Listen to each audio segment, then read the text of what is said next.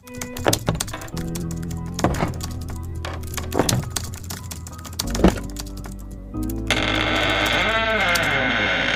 there smart people, gue mau cerita sesuatu yang selama ini gue pengen cerita dari dulu sebenarnya. It's about pengalaman gue ketika gue belajar bela diri dan apa yang merubah hidup gue dari sana. Dan ini juga akan merubah hidup lo, because I know this is very important for you.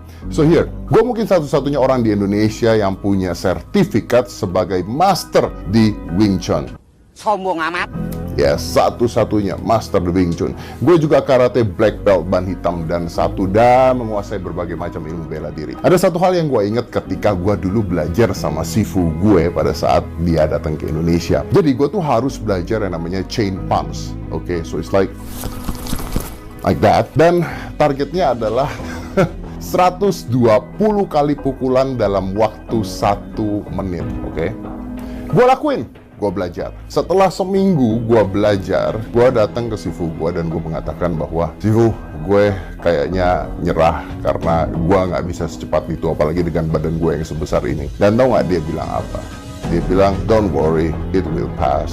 Artinya bahasa Indonesianya adalah gak usah khawatir, nanti juga bisa. Oke. So, gue latihan lagi, sampai akhirnya 3 bulan lamanya dan gue bisa ngelakuin 120 chain punching, bahkan di depannya kertas, dan itu dipukulnya di belakang kertas. Jadi ini kertas, gue mukul ke sini, nggak kena kertasnya, tapi kertasnya robek sendiri karena angin yang gue lempar dari tangan gue.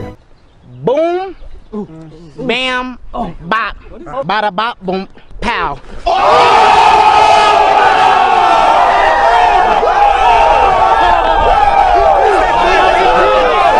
Of course, dengan bangganya gue Skype dia karena pada saat itu dia udah balik ke Hong Kong. Terus gue bikinin video, terus gue kasih lihat dia dan gue Skype. Gue bilang, Sifu, take a look at this, lihat ini.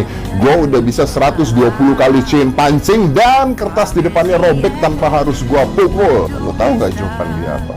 Don't worry, it will pass. Atau bahasa Indonesianya adalah, gak usah lu pikirin lah, nanti juga gak bisa lagi.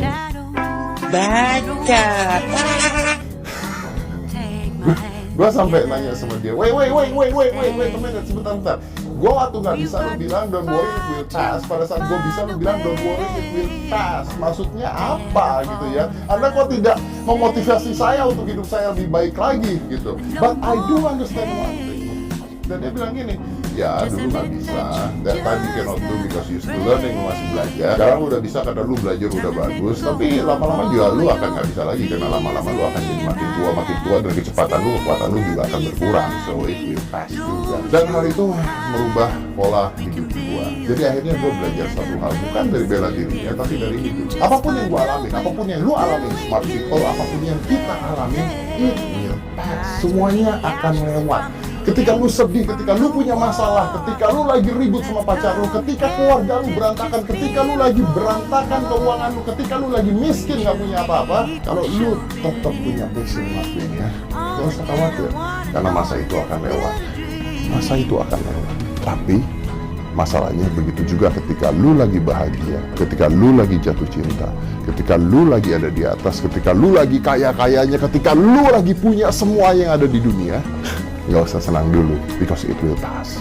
Karena masa itu juga akan lewat. Dan itu adalah kutukan menjadi manusia. Hal negatif, hal positif, semuanya akan lewat, dimakan sama waktu.